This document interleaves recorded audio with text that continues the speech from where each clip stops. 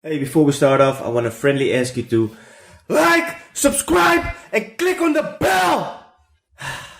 Now let's continue with this video. If you are new to Tradingview and you want to know how to go from the light mode to the dark mode, then this is the right video for you. I will explain it very quick and simple, and I will also make videos on how you can do technical analysis, how you can day trade, swing trade. Let's start off with the basics.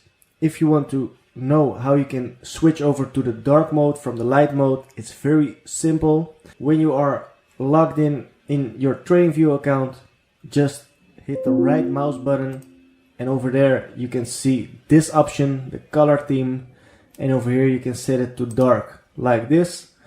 Now you can see that the dark mode is enabled, and if you want to switch back to the light theme again, you can hit the right mouse button again, go to the color theme option, and there you set it to light.